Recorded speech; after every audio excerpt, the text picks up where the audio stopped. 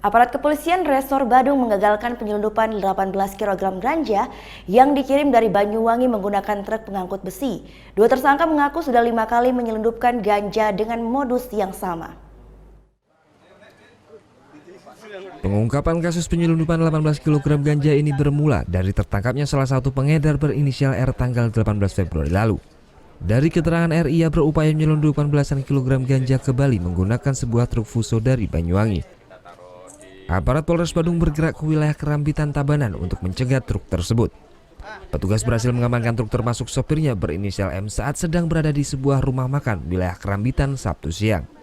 Di atas bak truk, polisi menemukan barang bukti 2 dus berisi 18 kg ganja asal Aceh.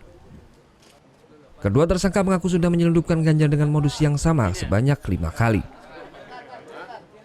Tersangka 1 dan 2 ini sudah 5 kali bekerja sama, jadi dititip di Banyuwangi, kemudian diseberangkan ke Gilimanuk, kemudian diterima di Denpasar. Jadi untuk sopir truk tersebut diberikan imbalan 5 juta setiap kali disuruh membawa barang tersebut dari Banyuwangi ke Denpasar. Belasan kilogram ganja ini rencananya akan diedarkan tersangka R di wilayah Denpasar dan sekitarnya. Penyidik Polres Badung masih mendalami kasus ini untuk mengungkap anggota jaringan lainnya.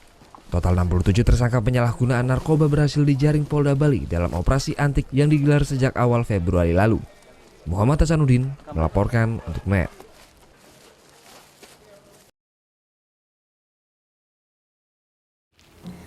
Udah selesai kan nontonnya? Nah, jadi jangan lupa buat like, komen, dan subscribe ya.